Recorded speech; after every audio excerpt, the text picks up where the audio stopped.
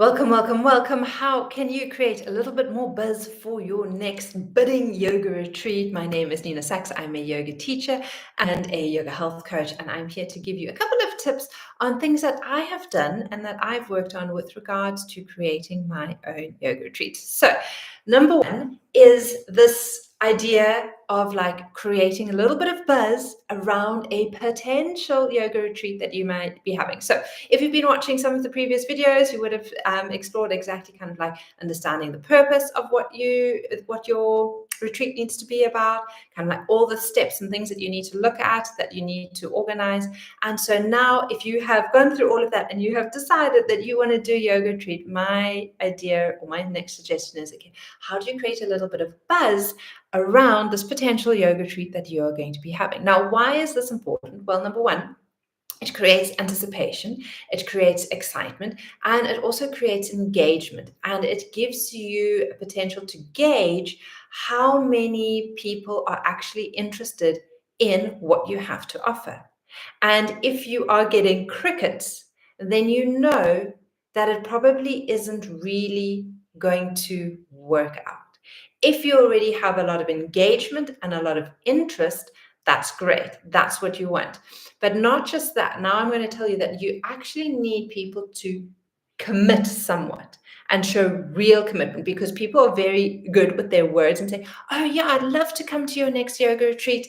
I'll definitely be there. Sign me up. And then when it comes to actually confirming and putting name and deposit down, then it'll be, oh, you know what, I actually have my kid's birthday. Oh, you know what, we just don't have the funds at the moment. And you'll find that these excuses come up regularly. It's our nature. We all want to say yes, but we struggle when we actually have to put that money down. So I don't want you to fall into that trap. I want you to have a little bit of a buffer with regards to, in other words, like what can you do to prevent that? And that is, again, creating that wait list. Make sure you watch that one if you haven't yet. So what you want to do is you want to create a little bit of a teaser flyer. So you don't have to have all the details together. You don't have to have the venue, you don't have to have the dates, but you can just put a teaser flyer out there with regards to yoga retreat happening. If you want more information, like click here. And that can then open people up into a little bit of a questionnaire with regards to, okay, then you can gauge what type of yoga retreat, where, kind of like maybe the price range brackets. Is it a 2-day retreat, a 2-night retreat? Is it a 5-night retreat? And so that is what you want to do. You want to create a little bit of a teaser post and just put that feelers out there to see how and who's interested. Now, the trick with this is, when you do this teaser post, is that you need to share it far and wide. That means if you've got your studio, you need to send it out in your studio email newsletter. If you've got those WhatsApp groups that I was chatting about before, you need to share it in those WhatsApp groups. You need to share it on all your platform, your Facebook, your YouTube, your Instagram, wherever you are, you need to share it.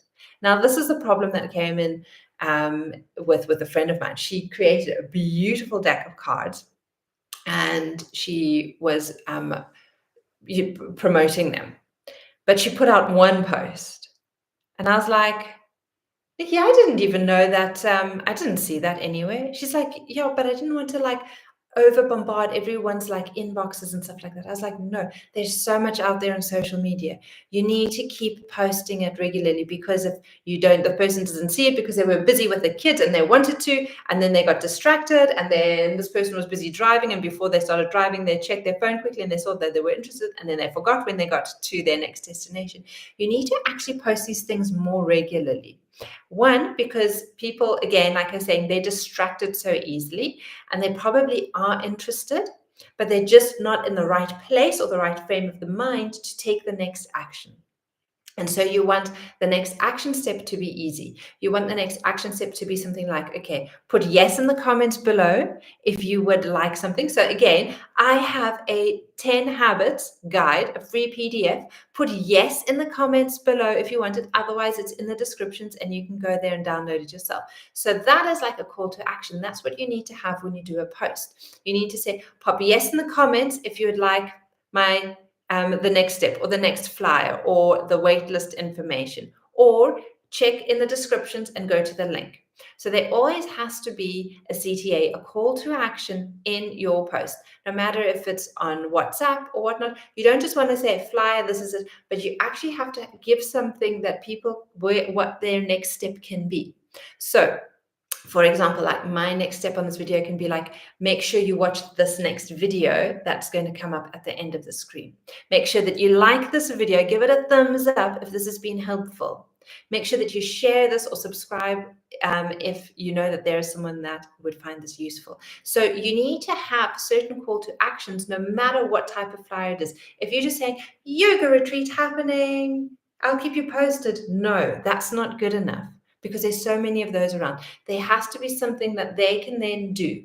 And you either want them to, maybe you just want them to like it. Maybe you want them to comment on it. Maybe you want them to get the free questionnaire or survey, or download the info pack if you already have the retreat. But there has to be something where you can gauge interaction, because when you can gauge interaction, then you know if this yoga retreat that you're planning on hosting is actually going to be taking off. So that is my idea, support, advice for you today, is create that teaser flyer, make sure you've got a call to action for it, and allow that to help you gauge the interest for your next yoga retreat.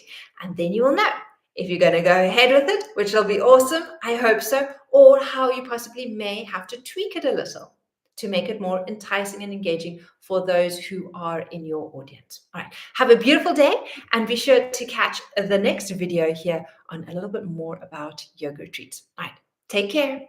Bye.